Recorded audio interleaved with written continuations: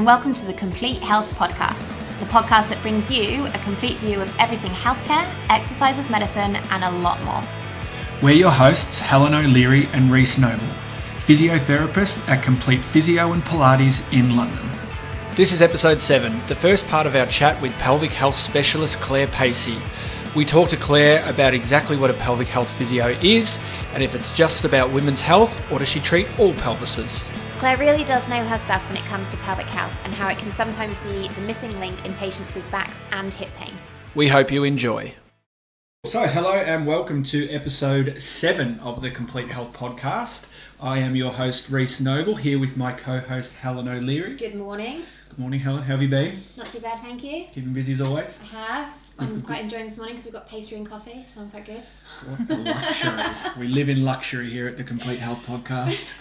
Today we have a very, very special guest in women's health and pelvic physio, would you call yourself? Yeah, pelvic health physio. Pelvic health physio, Clare Pacey, who works with us at Complete Physio, and I know for a fact is exceptionally good because I've sent a number of patients to her who absolutely rave about her. So we're very lucky to have her along to share her wisdom and knowledge with us today. So welcome, Clare. Thanks for having me. Absolute pleasure. So for our first episode with you, we want to get a picture of you and what women's health physio is, what a women's health physio does, what a pelvic physio does. So what's your elevator sell of yourself, Clare?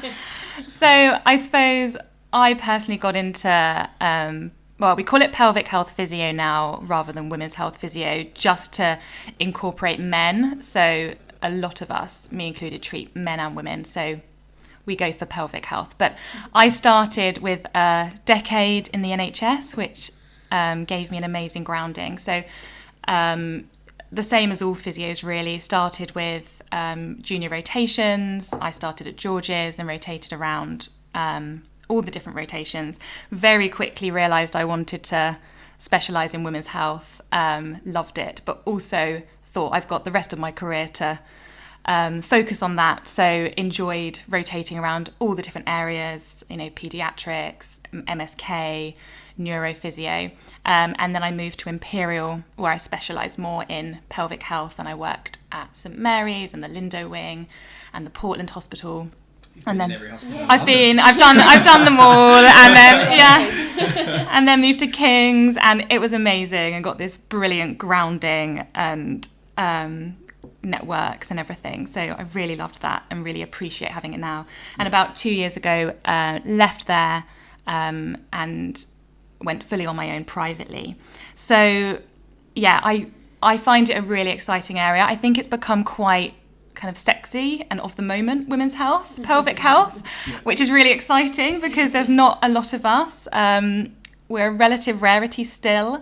In London, there's more of us. But yeah, we need more. And suddenly it's exciting because there's new research happening all the time. So we're realising that women haven't really been researched, and often they were removed from research because of their menstrual cycles. So it was just another variable. So it was easier just to remove women from research. Plus, back in the day, women weren't elite athletes and they weren't in the military and they weren't doing these things. So it was very male-centric for obvious reasons. But women have been in those areas for quite a long time, but now they're starting to look at it a bit more. So we're seeing really exciting research, which I love. And I think no longer women are focusing on training like men, but we're looking at what we can do better than men. And there was that amazing, I can't remember her name, you guys might know, but that lady that outperformed the fastest ever male in an ultra marathon by 12 hours. Oh, wow. And she was expressing milk on the way round. So you just think, actually, men. So, the majority of men obviously are going to have more power and speed. And rather than female athletes, always focusing on that, maybe we should be looking at all our superpowers as females. Like our ability to burn fat for fuel. We're much better at it. So we're great at endurance, and we're good at endurance swimming because we find it much easier to remain buoyant because of our fat content and things. So it's a really exciting area. And I mean, there was even a study looking at the same woman ran a marathon one time with a normal bra and the second time with a properly fitting sports bra, and she finished a mile quicker. And so there's all these exciting variables and kind of training for your menstrual cycle, and so it's a really exciting area, and so I feel quite privileged to be working in it, really. So if we bring it back into clinics, obviously you work at a couple of clinics in and around London. Yeah. What are the kind of commonest things that you see? Why would someone come and see a pelvic health physio or a women's health physio? Yeah, so a range of different things. I suppose I think of myself as a physiotherapist first and foremost, who specialises in pelvic health. So I do very much look at the whole body, but from a conditions I treat point of view, I suppose it is in and around internally and externally the pelvis area. So anything from kind of external things, pelvic girdle pain, back pain, hip pain, coccyx pain, abdominal issues such as abdominal pain, or we treat endometriosis, diastasis, so abdominal separation post-birth, and then all the internal things like bladder. So it may be that someone has increased frequency, or they may have urgency and have to rush to the loo, or they may leak on the way to the loo, or they may leak urine when they cough or sneeze or run or jump on a trampoline. I have noticed when I briefly did a stint at CrossFit of the number of women who, when they said they were going to do double unders, who just kind of took themselves off to the loo to empty their bladder first, and I don't think the trainer was aware of it at all. But so 7 people in the class.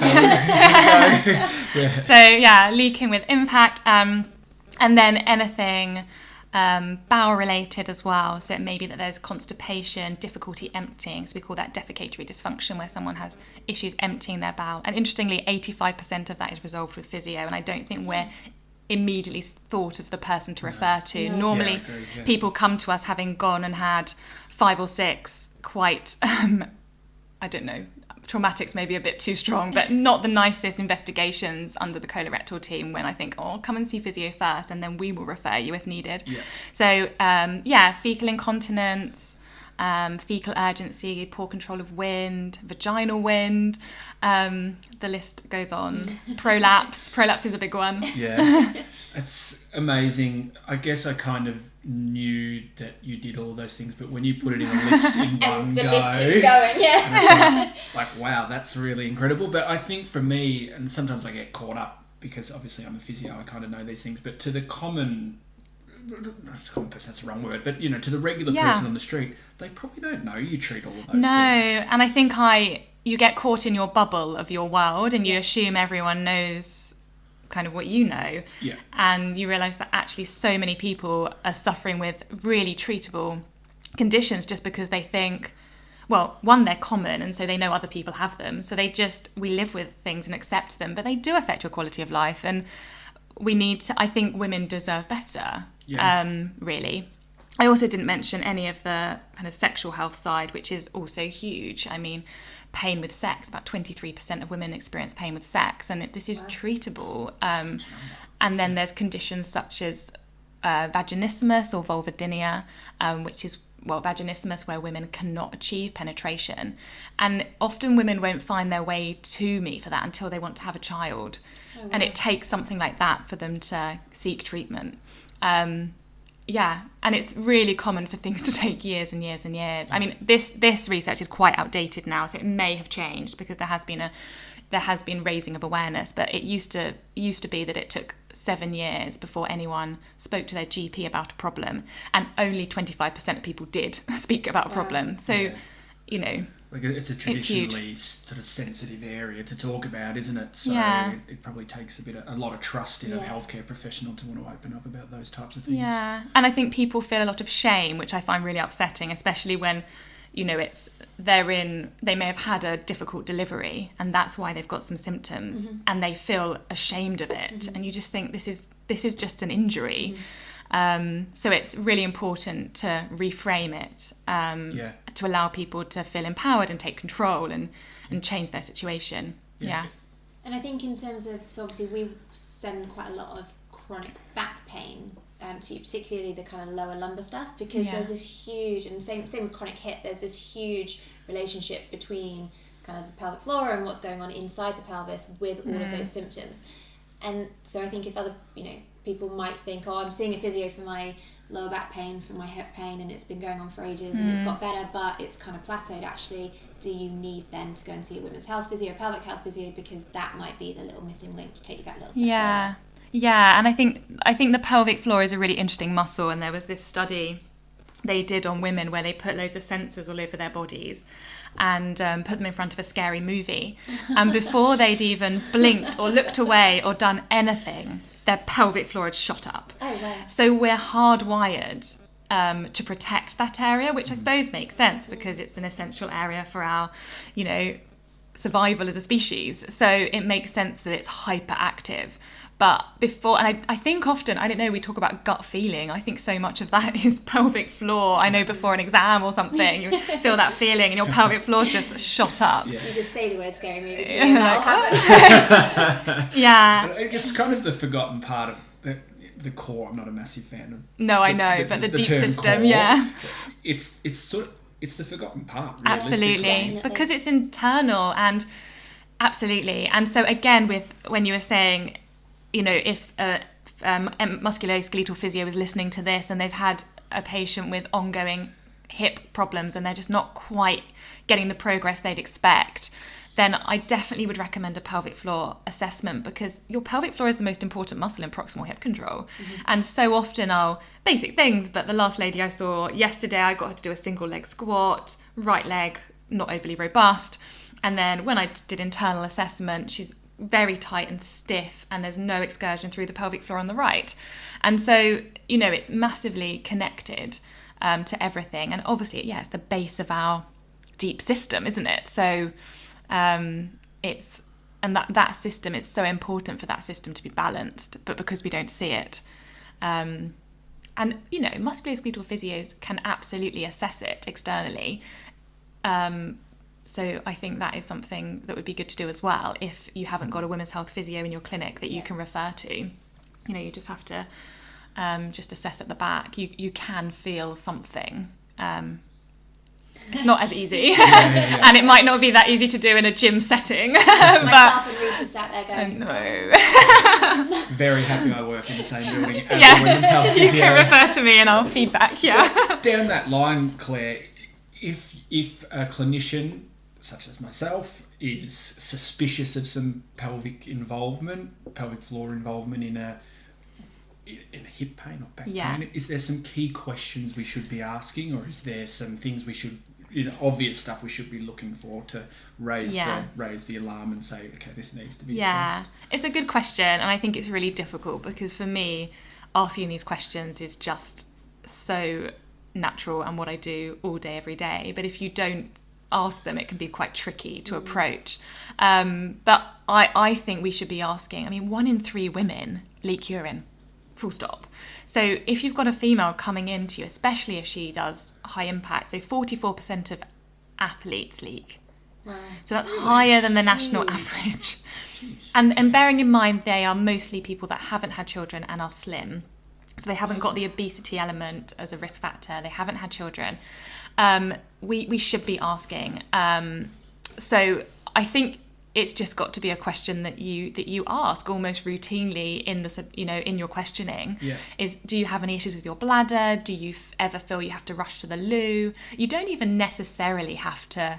Sometimes you just have to broach it a bit. Any problems with your bladder? If you're treating an athlete, the thing I tend to see is high tone and over recruitment of the pelvic floor. So if they have that, they could be experiencing leaking. They could say they don't feel like they fully empty their bladder. They could be getting pain with sex. So those sorts of things. But even if you're just saying, are you having any leakage? That's a start. And often they will say no, even if they have, because they might feel embarrassed. But just by opening that up, you might find a few sessions in, they then say, oh, how you mentioned that. Actually, I have had that. And I've had it with me where I think people come to me expecting me to ask them about their bladder and their bowel. But I don't think they necessarily expect me to ask them about their sex life. And so I have had people who have said everything's fine with sex, and then again, a few sessions in, they'll say, actually, I'm having issues achieving orgasm, or I do get a bit of pain, and it will come out later in the wash. But I think if you don't even ask it, it doesn't open up that conversation that there's something that can be done, really. And how about for men? So a lot of that is kind of centered around women. What about for guys? What should you ask them? Yeah, for men, it's often high tone as well. So again, I'd be asking them if they've got, you'd need to ask them about pain, if any pain around their pelvis. I treat a lot of penile pain and testicle pain, and then erectile dysfunction, things like that. I mean, you've just got to ask it. Yeah. We just need to be asking questions. And even if it makes you feel a bit uncomfortable, just ask it. And the more you ask it, it's just a standard question that you ask. Yeah. But it's part of the core. And again, in men, often it's over recruitment, especially in male cyclists. I see it a lot in male cyclists. Yeah, that's a contact thing with especially if they've got and coccyx pain and things like that. Yeah. So it could be that it could be more of a kind of biomechanical thing where they grip their tummy. So we know that if someone is gripping their tummy a lot, which a lot of us do. A lot of people do that in fitness classes. A lot of people do that. It's like engage the core. Again, that's it, isn't it? Yeah, the core. So belly button. I know, because we all think the core is abs only. Yeah. Not this nice, dynamic, balanced, bouncy system. So we need to change our language around that to help people. And most people think that. So it's clearly us that's getting it wrong and the PTs and everyone. But yeah, so if you're over gripping your abs, which is why I see over recruitment a lot in personal trainers, actually, and athletes, and just people that are athletic, then your pelvic floor also contracts. Yeah. So they work together. So I think if you see someone in clinic that is really overusing here, then just ask the questions. Okay. Again, do you have any issues emptying your bladder? Do you get any pain? Around the penis, around the testicles, just ask. It's interesting because I've sort of routinely started asking for females, not for males, I must admit, about pelvic floor related stuff and leakage, particularly if they're mothers. I'll ask it more often, and I think sometimes it's a little bit confronting when you've got a guy asking these questions, but it's amazing when when you ask the question, sometimes you can see in their face, they're like, why is he asking me this question? And then about 20 seconds later, they'll go, well, actually, I've got leakage or things like that. So it's something I'll definitely start expanding it out to asking males as well, and non-mothers as well. It's more of a female issue anyway. Like I said, I do treat men, but women are just predisposed to these problems because we have a hole in our pelvic floor, Men don't. So we, even without having children, we are higher risk. And our pelvic fascia is different. It's more stretchy because it's designed to deliver a baby. Plus, a lot of women have children, and that's a huge strain on the system. So it is more of a problem in females, but I hope people will be less shocked about being asked, and I think they will probably like being asked, a bit like asking someone about their menstrual cycle. I mean, it just wasn't done routinely, and now we're starting to ask more about that because it gives us such amazing information. But I think, just have a go. And like whenever you go off to a course and have to make a change to your subjective assessment, it just takes so much time to remember to put, because you do end up with a bit of a routine. Of course, and just trying to put the new things in, but definitely I'll be making an effort over the next couple of weeks. And actually, if you're a client listening to this, and if you've got any of these symptoms, then don't feel bad about opening up about it, because the more you talk about things, the more likely things are to get found out, and then the more likely you are to see a change. Whereas if you know that this is happening and it's not, you're going through all this physio and you're being really good with your rehab, and it's just not changing anything, and you're not noticing, things that are really affecting your life, like a bit of incontinence, then you are going to have to open up. Because we don't know everything. Yeah, and it's just a massive warning sign, isn't it? Just like you wouldn't ignore a hip pain when you're running. Why do we ignore leaking when we run? Yeah. We just think, oh, well, we'll just put a pad in, no one knows, it's fine. And it's a massive warning sign that your body is not coping with that demand. in the same way that a pain is. So we need to give it the respect and treat it. And actually, they're the people I want to see, because I find the people who have quite significant symptoms will seek you out. And, you know, some people just don't have symptoms and get lucky and are fine. But it's that middle group of people where it's not really affecting their quality of life at the moment. It's kind of fine. You know, it's just occasionally when they sneeze or laugh too much, they might leak a bit if their bladder's full or if they go for a run, but it's okay. But I'd rather see them early. It's thinking about prevention. It's thinking about the long game. Of course, it's better and it's easier to treat sooner.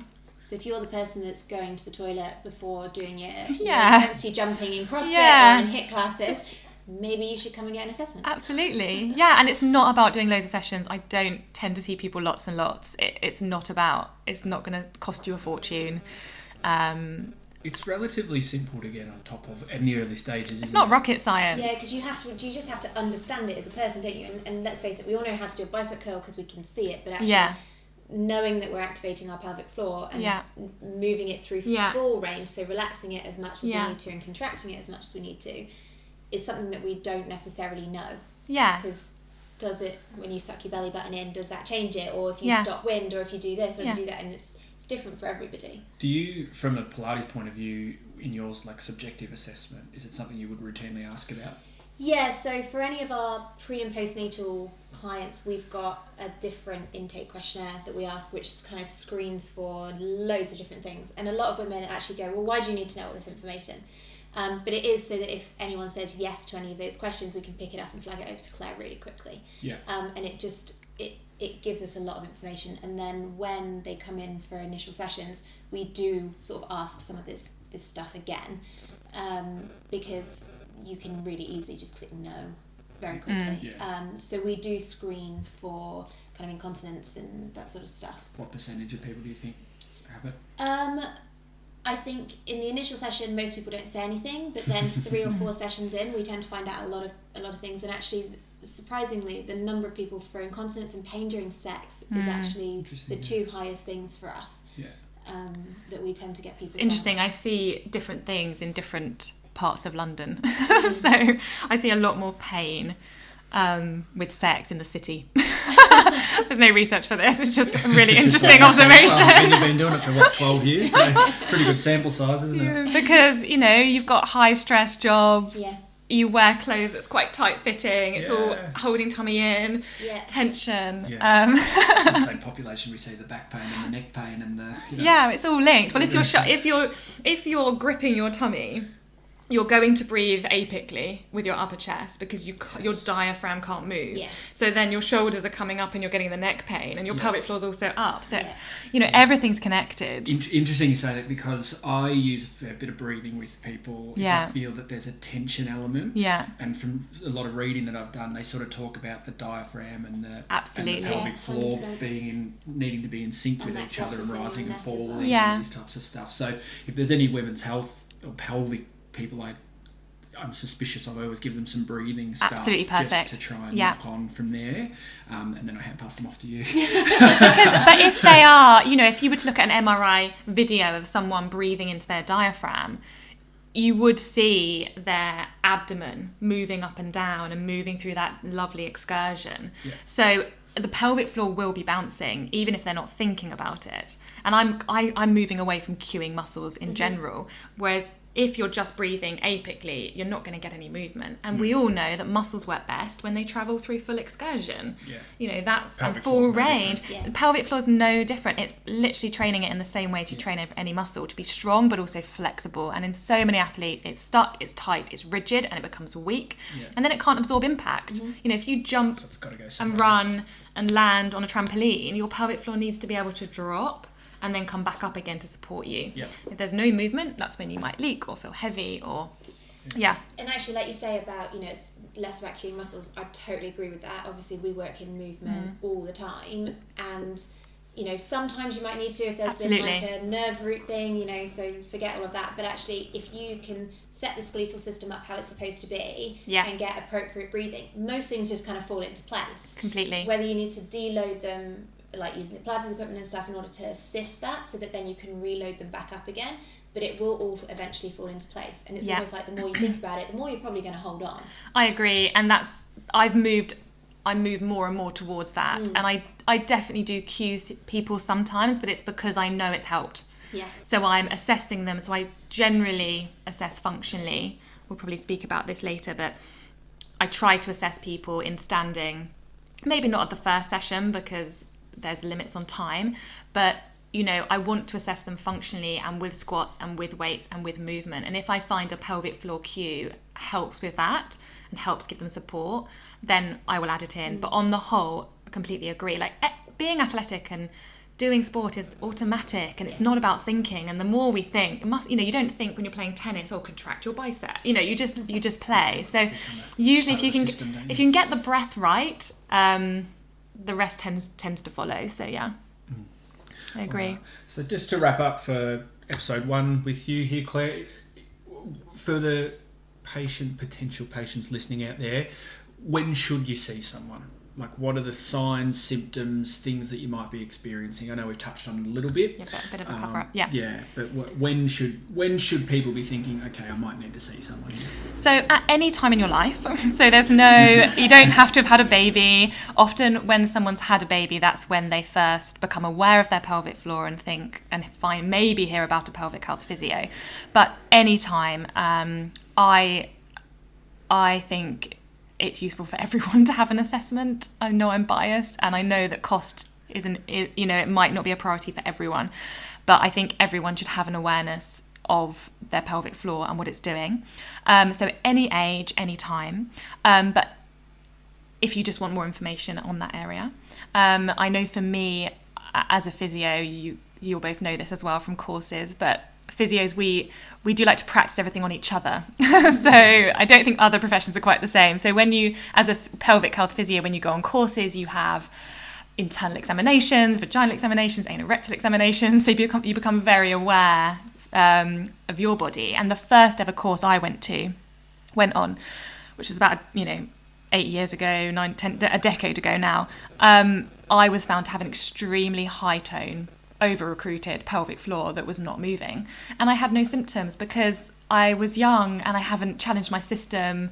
I was sporty, but my structure was good, and who knows, I might have been one of those lucky people, but I'm quite certain I would have developed symptoms because I had this totally dysfunctional muscle that wasn't moving, and I would not have known that. I wasn't getting symptoms.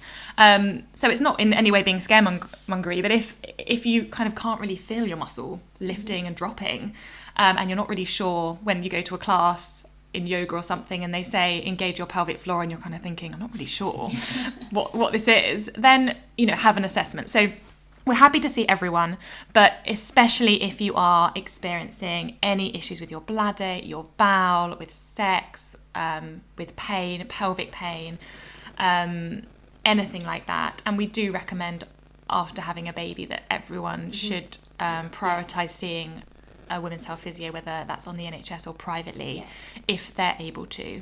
So important. I mean, the amount of new mums is like we'll see 3, 6, 9 months down the line who have developed back pain all of a sudden, and you say to them, have you had any pelvic floor physio, and they look at you like, no, I don't know what it is, and it's just it's a bit of a crime to be. Well, it's mad when you think you go, I had an email this morning saying I needed my dentist checkup, and I think my teeth never had a filling, my teeth are fine, I brush them twice a day, but of course I will go because I want to check and keep it and prevent, and yet so many people, you have a baby, or you go through a lifetime and you hit menopause and you've not ever had any awareness of this area. And that's the thing, the focus is on prevention. The stats for menopause are disgusting. 50% of women report urogenital symptoms, so bladder, bowel issues, at age of menopause, which is 51, average age of menopause for women.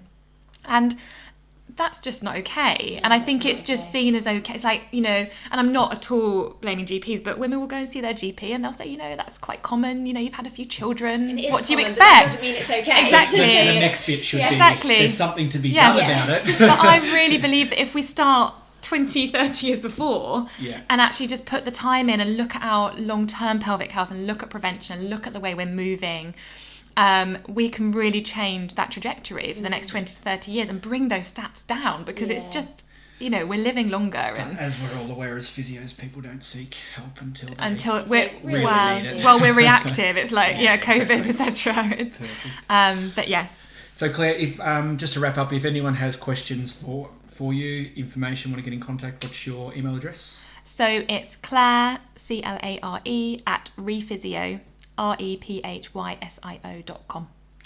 Are you on the socials at all? I'm on Instagram @re.physio. Perfect. All right. So message me on there. Thank you. Episode 1 with Claire. Plenty of gems in there. And we'll be back soon with episode 2. That concludes episode 7 of the Complete Health Podcast. For any information or questions, please feel free to email into us at either reece@complete-physio.co.uk or helen@complete-pilates.co.uk. We're also on Instagram as @CompleteHealthPodcast, all one word. If you haven't already, please go back and have a look at our previous episodes with physiotherapist Annabelle Hawker, where she discussed everything from clinical Pilates to horse riding. And please keep an eye out for next week, where we continue our episodes with Claire and talk about all things pregnancy. For another week, stay healthy and goodbye.